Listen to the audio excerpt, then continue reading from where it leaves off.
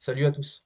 Alors, je vous présente aujourd'hui l'île de Djerba, donc en Tunisie. Ce sera ma première vidéo en Tunisie. Donc, je vais vous présenter l'île dans son intégralité, enfin les choses qu'il y a à voir. Et aussi, grâce à un de mes amis, enfin grâce à une personne qui est maintenant un de mes amis, Neyer, donc ça veut dire lumière en arabe. Donc, j'ai appris à le connaître là-bas. C'est une personne qui venait me chercher le matin en scooter. On passait des moments très sympathiques. Il m'a apporté sa connaissance, sa culture et aussi sa sympathie. Donc c'était super cool. Bonjour à toi Nayer. Et puis je présenterai ton activité sur la fin de vidéo. Avant toute chose et pour commencer, Djerba est une île tunisienne de 514 km² et elle est située sur le golfe de Gabez. L'île de Djerba est célèbre pour son tourisme, ses magnifiques plages, son art de rue, ses musées, ses marchés comme celui de Midoun, où on ira faire un tour tout à l'heure, mais aussi ses villages pittoresques, où on peut apprécier beaucoup de couleurs et de saveurs. Nous allons commencer par Djerba Oud, où des artistes du monde viennent s'exprimer. Avec un art de rue incontournable, ce musée se trouve dans le village d'Eriad et c'est un musée à ciel ouvert.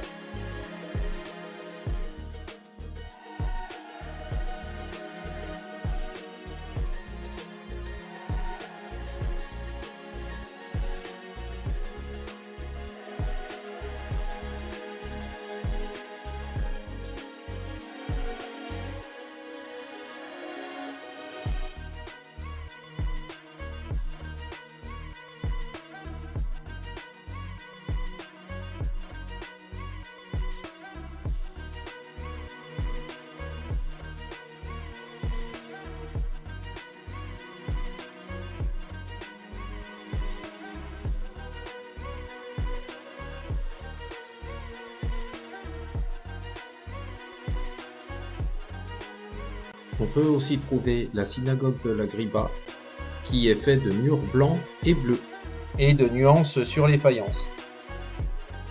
Une synagogue symbolique car elle fait l'objet d'un pèlerinage annuel et elle s'adresse aux Juifs de Djerba, qui est l'une des dernières communautés juives du monde arabe. Elle est composée de 2 salles couvertes pour s'adapter à sa fréquentation.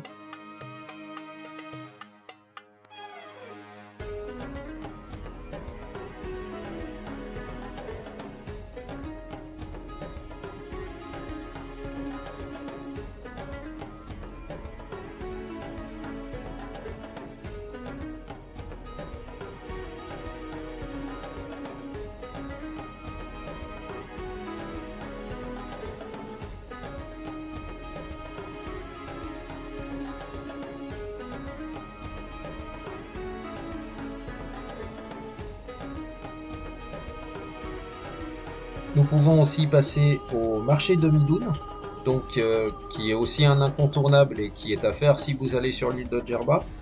Donc c'est un royaume des saveurs et des couleurs où vous pourrez acheter vos légumes et les dattes séchées.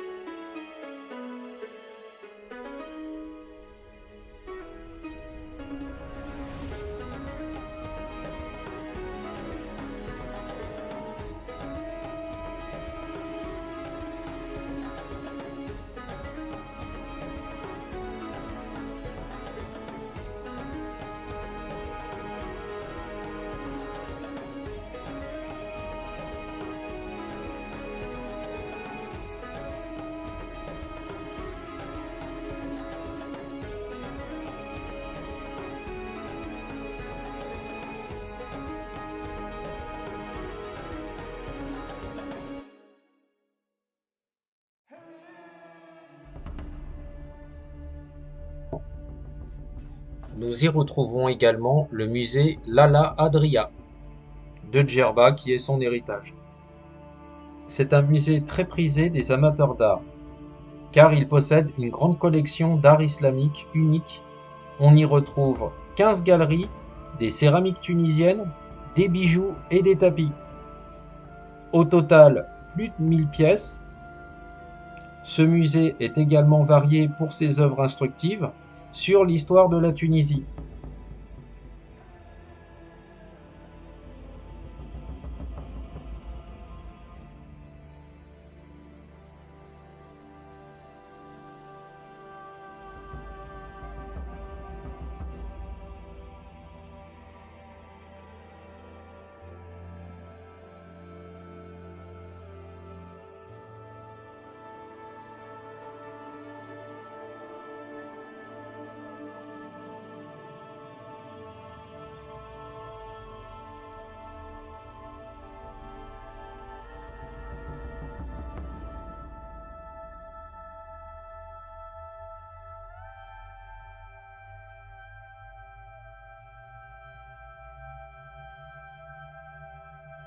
Passons maintenant à Umtessouk, donc qui est la ville principale de l'île et qui est débordante de vie, avec de nombreux objets artisanaux, souvenirs et vêtements. L'architecture est particulière, avec des façades blanchies à la chaux. On peut y trouver aussi des légumes, des épices, des poissons, des restaurants, donc c'est un coin assez sympa. Je vous conseille de profiter de ces souks et de ces couleurs fleuries. Passons maintenant au parc Djerba Explore, où l'on peut découvrir un parc de loisirs. Un parc de loisirs dédié à la culture et au patrimoine de l'île. Nous avons un petit village typique aussi qui s'y trouve, où l'on y trouve des cafés et des restaurants. Sur une petite colline et donc sur les hauteurs, nous avons aussi le musée de Guelala, qui est un superbe musée décrivant un village djerbien reconstitué. Un ensemble de maisons successives tout au long du parcours décrivant des scènes des habitudes locales, où il y a un superbe jardin et une très belle vue.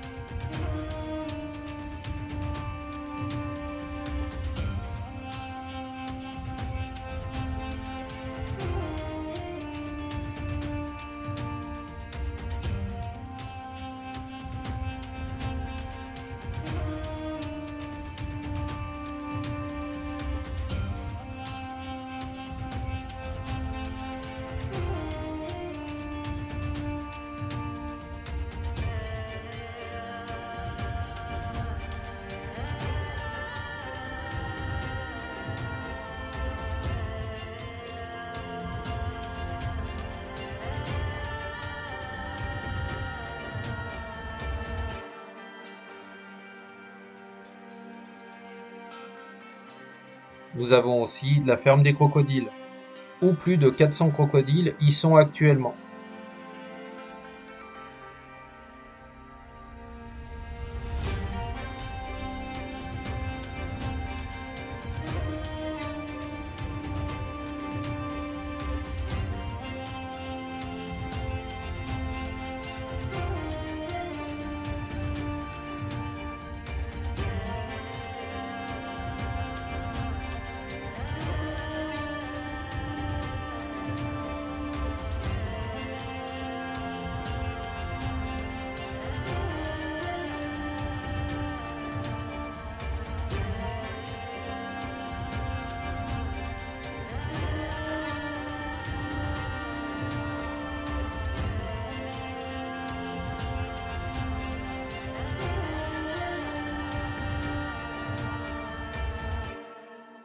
Sur l'île de Djerba, vous pouvez aussi pratiquer des balades en cheval, en dromadaire ou même en carte le long de la côte et des palmeraies.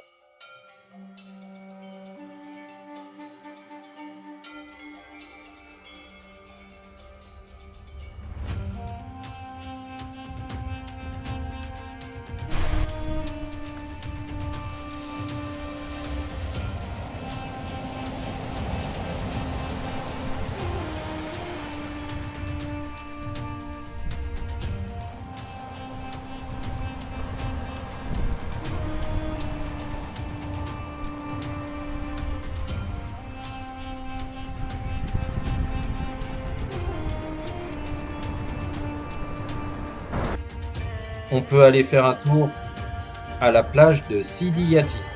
Donc ça, je vous la conseille pour vous détendre. L'eau est très propre et limpide. Vous pourrez découvrir le lagon bleu qui est vraiment paradisiaque.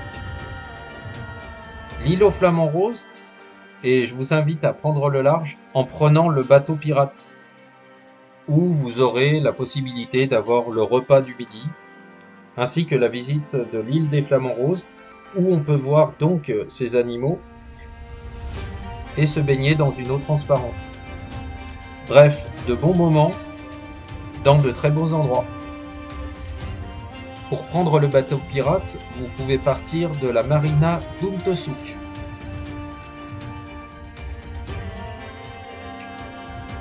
Je vais maintenant vous parler du fort Borri El Castil, donc situé à la pointe du Ras Castil, une presqu'île située au sud-est de Djerba, et elle se trouve à peu près à 10 km à l'est d'El Katara. Elle est datée de l'époque médiévale et a été heureusement particulièrement épargnée. Ces ruines sont dans une zone naturelle classée parmi les réserves naturelles locales.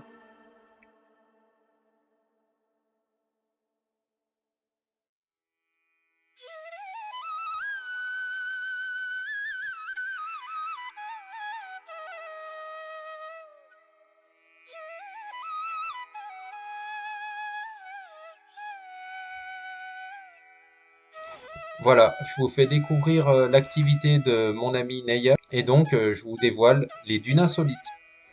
Et si vous avez besoin de son contact, je peux vous orienter vers lui.